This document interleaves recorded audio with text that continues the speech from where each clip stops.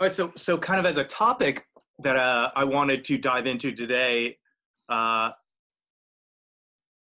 what I wanted to talk about is compatibility and the notion of compatibility and the role that it plays in partnerships. And really paradoxically, the kind of way that the concept or idea of compatibility gets in the way and can really interfere with our ability to have good partnerships. So here's what I mean by that. Now,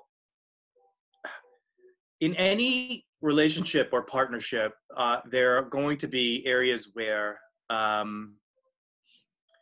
we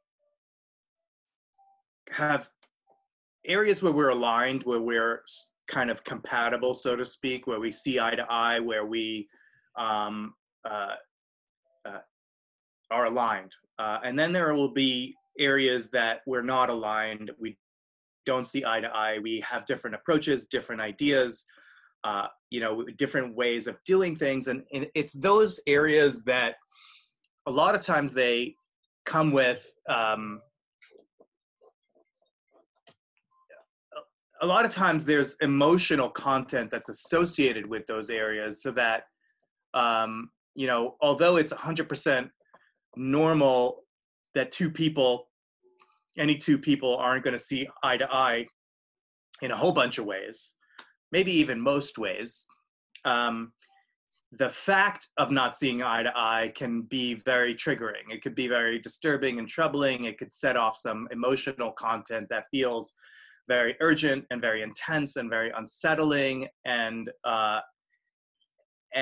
that emotional kind of dimension to not seeing eye to eye can then result in kind of a back and forth and a kind of downward spiral where one party's blaming the other, and what happens is you have a kind of continually escalating series of conflicts around these areas where you don't see eye to eye.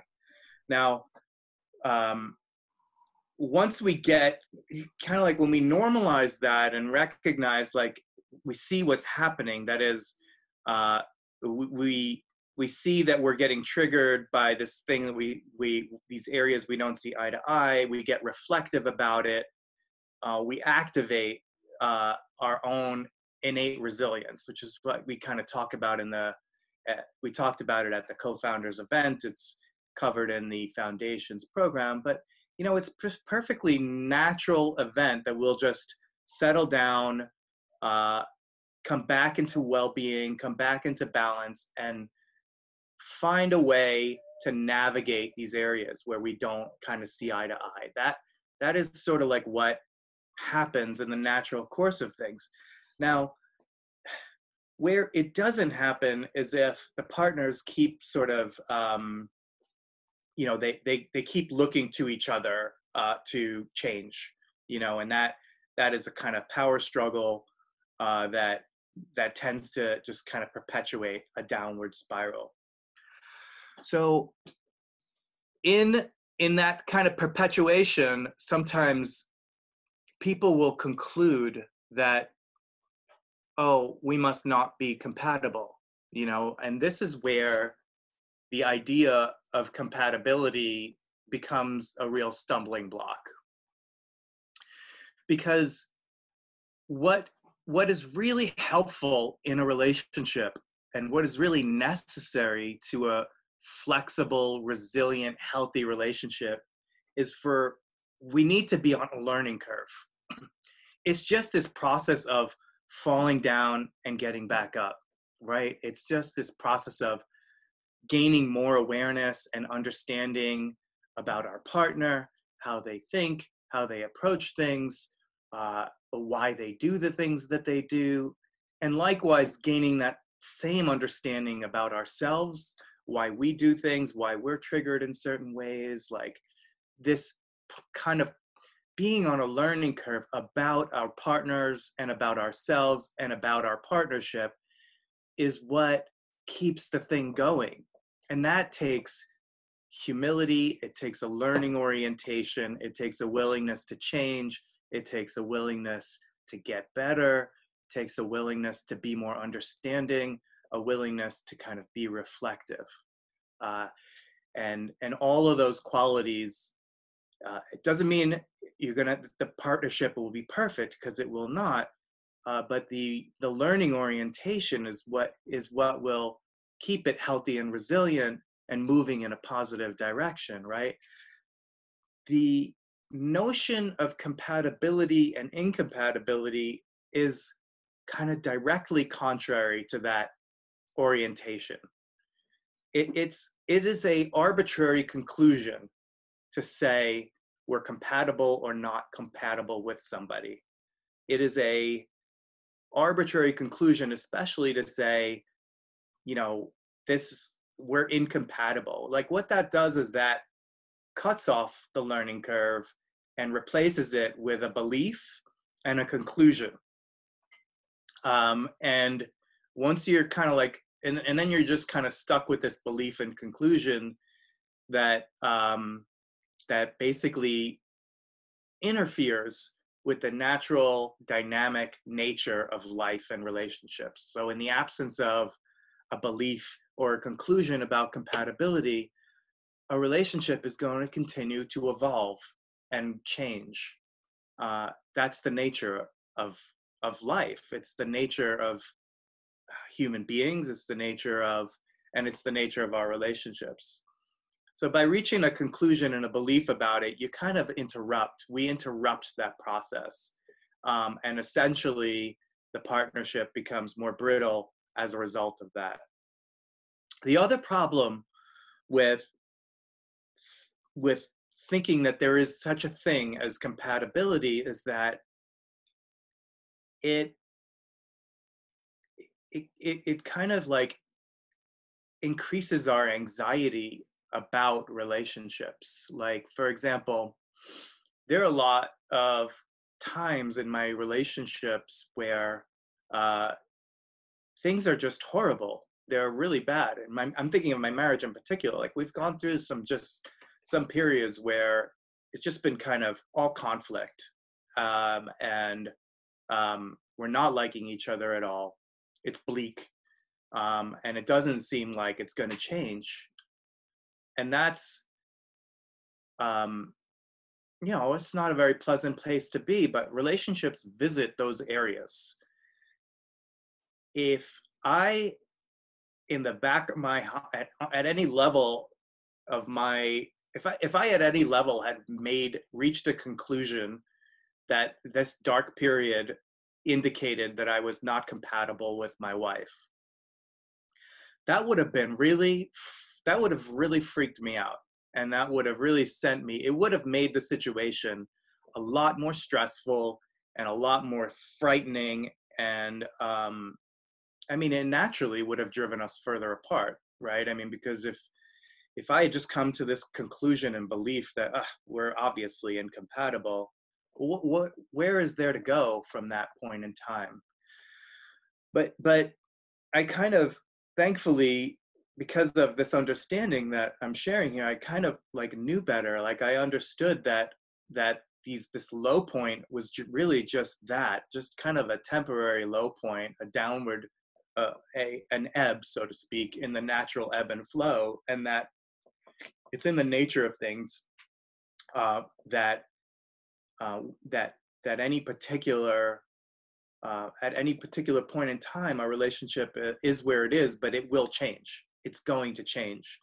And if we're reflective and on a learning curve, it, in general, will have insights. We'll awaken and have new levels of understanding that will help us in coming back into a state of connection, a state of well-being, and a state of rapport in our partnership.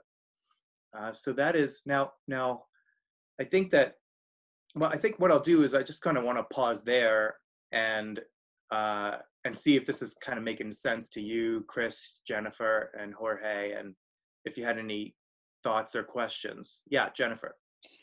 Well, I feel like, what if your partnership is a strategic partnership with another company, and it's not an individual per se.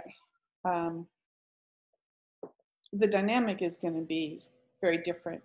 And I bring that up because I've been thinking a lot about that type of a partnership and how that would how that would work. Yeah, well, for sure. Now, naturally, companies act through people, right? So there will always be a human dimension to it in a strategic partnership. And so what I'm saying, what I'm saying is 100% applicable to the human dimension of the business partnership. So Yeah, I guess it's just like it's less of an individual to work something out with. I mean, yeah, there are individuals there, but yes, I don't know. It just seems a little bit trickier. it well, I feel like there's a couple of things at work, right? Like there's the organization itself has its own,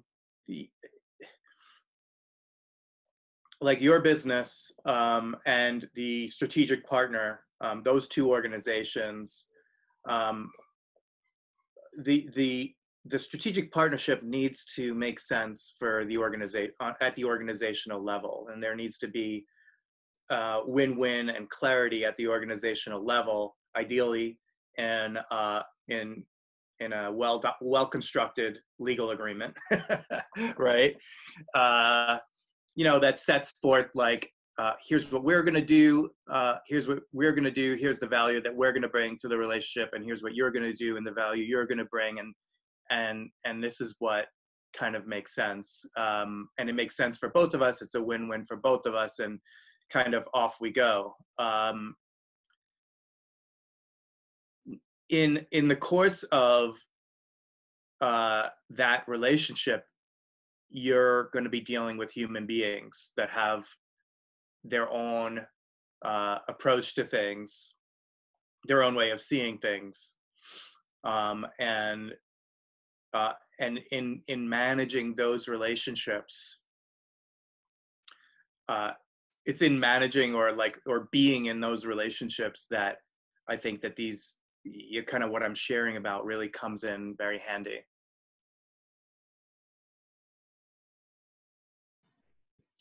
Francesco, I'm curious how you would kind of look at alignment versus compatibility, which is to say, how much does alignment around purpose and the amount partners want to invest in the business, whether that's financial or the time they're putting in, how much should that stuff kind of matter in forming these relationships versus kind of that discernment and seeing, okay, we have different work styles, but we are still aligned, and this is not necessarily something I need to get spun up about. Totally. I think that's such a good question, Chris. I think it's here's what I see around that and have observed around that. So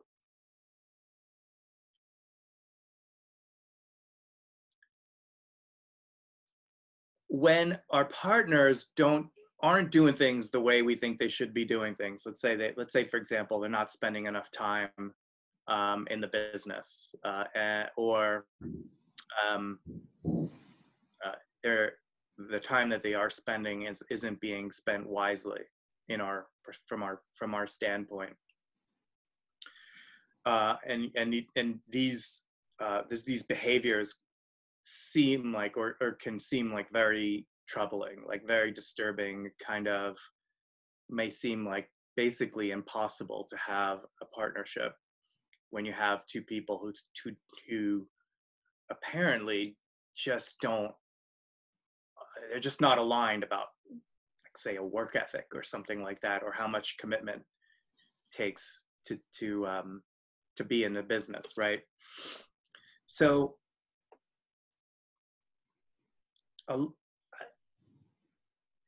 it may what I see about that is that we tend to discount just how much it is, like how much resilience there is in the system. Like, for example, it can really seem like unless your partner does XYZ, this whole business is going to fall apart, right? We could really it can very much kind of look that way to us. And because of the sort of like emotional charge and content, that can appear very urgent and very much like a real state of affairs. And the kind of urgency attached to it can be read by us as a signal of the rightness of our perceptions and the urgency of doing something about them, right? And so what will happen is that, we'll take our concerns and the urgency with which we hold them and then kind of ride it in a way that really drives a wedge in the partnership and makes and kind of makes a reconciliation or a return to having a good rapport very, very difficult. Whereas what I've also seen, like, let's say, I've also seen, like, because of the changing nature of things, that our partners and we may be or approach our businesses in a certain way today, but that is almost certain to be different from how we're going to approach things a month from now and 6 months from now. So as I think people become like kind of more grounded and have a little bit more perspective on their on how our own ideas kind of skew our perceptions of things, like as we kind of factor that in and become a little bit more humble about our opinions and expectations and ideas, and a little bit more curious or reflective about things, the urgency subsides. And I think that once it does, we see like there's actually a lot of room for people to do things very differently and at the same time for a business to be moving forward. So we let go of the reins a little bit, let our partners be how they're being while we're being how we're being, move the ball forward in the areas where there's alignment and where it's kind of obvious and self-evident that there's things to be moved forward, and kind of just look at that other stuff with a little bit of curiosity, and maybe even just kind of put it on a back burner and see how it evolves over time. That is a option, and it is an option that becomes available as we have more kind of perspective and elevation on co-founder dynamics, right?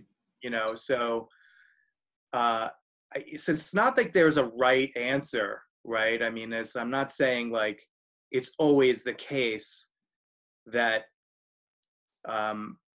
this is always the case, so that there aren't like deal breakers for people, and those deal breakers are all, I'm not saying that deal breakers are always like kind of illegitimate or wrong. But what I am saying is that things that look like deal breakers may not really be deal breakers. They may just really be us getting caught up in our own ideas. Yeah. In our own, like, yeah. That when you mentioned deal breakers, my mind went to Seinfeld, one of my favorite shows. And Jerry's character has a tendency to disengage with people he's dating really early over something that makes out to be a really big incompatibility problem. I don't like this person's voice. I don't like the way they chew. This person has hands that are too big. All these trite things that he thinks are deal breakers, when in fact, perhaps it's not a deal breaker after all, and there needs to be a shift in the approach. I remember that. That was really funny. Francesco, Yeah, like it. Yes, Jorge. um, I appreciate. I wanted to appreciate what you brought up, but you obviously bring the individual, the personal side to the business relationship. I work with a lot of consultants. I mean, a lot of creative companies, creative agencies and firms.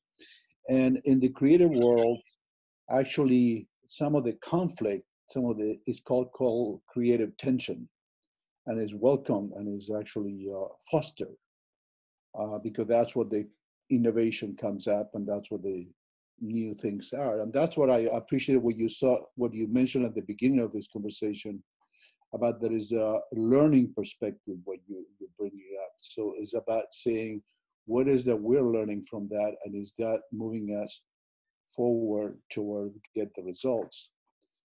In business, a difference than the personal relationship is that we need to get results on a basically regular basis. So it's not the same as a relationship. But I like what Chris mentioned about the alignment is a little bit different, because the alignment, it has to do with the overall major goal or mission that we have. Why are we here? What are we trying to do together? And are we aligned toward that goal, so we can have all these conflicts or different perspectives and actually welcome those, because they're moving us forward to a much more innovative solutions and results. Does that make sense? Yeah, it makes a lot of sense. I think, yeah, I agree with that. Because that's what you brought up at the beginning. I like that. That is a learning, if we can see it as a learning experience instead of a put down or something bad that happens to us, then it's, again, the creative world call it creative tension, but in general, our tensions, if we solve them well, move us to a high level of relationship. Isn't that what you said at the beginning, or you meant to say? It is, yes. Yeah, 100%.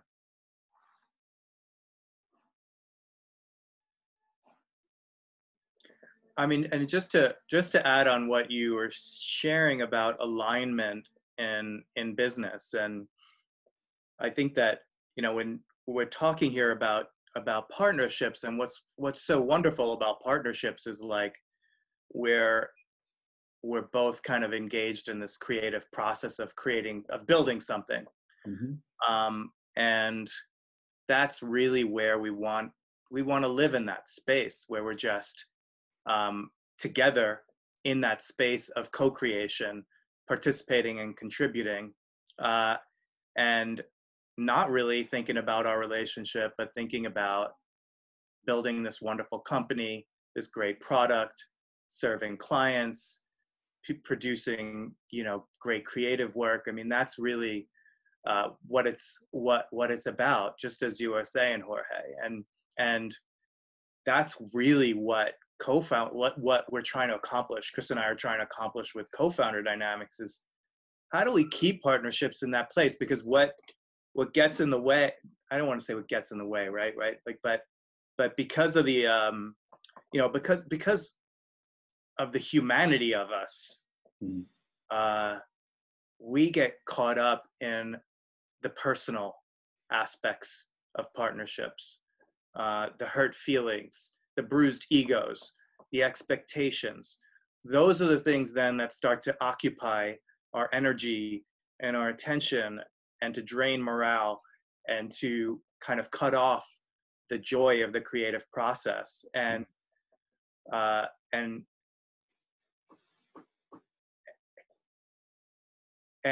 so what like, in a way, what we're trying to do is get people to kind of see, like, oh yeah, that kind of happens, and it's normal, and it's illusory, and let's get enough leverage on it so we can stay on a learning curve and move past it quickly and get back into that creative space.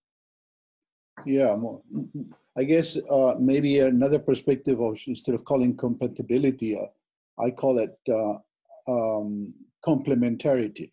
Are we complementary to each other?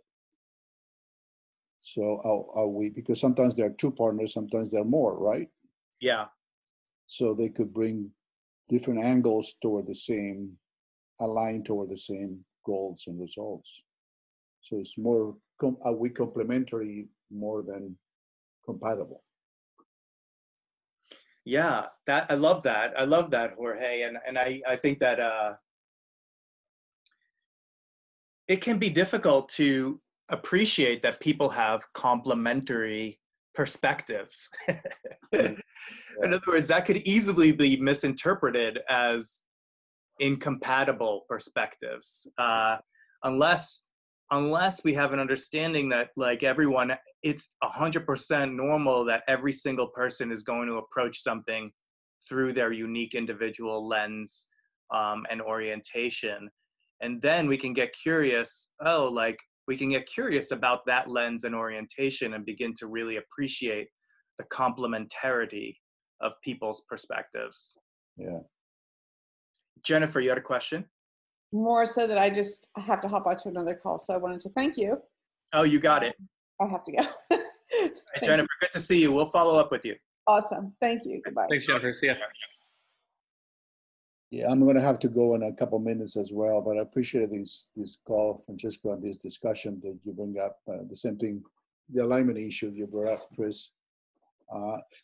I think sometimes the problem with partnerships and business, you probably know more than I do, is that we choose partners for the wrong reasons. We choose them because they're friends, we went to school together, we just met them through another friend, we were in the same group, or whatever reasons.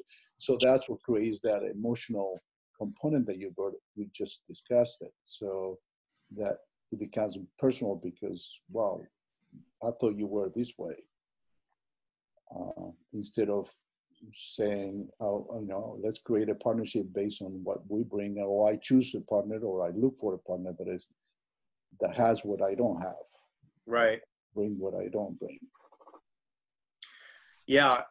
Well, here's the thing about that, Jorge, which is I think I appreciate what you're saying, but here's what I've seen over the years of kind of unfortunately we see a lot of failed partnerships, and help partners navigate their kind of business divorces. And the thing is that most partnerships at the beginning, the partners generally they think that they see eye to eye about things. That's kind of like why they jump in, like, yeah, this makes sense, let's do it. And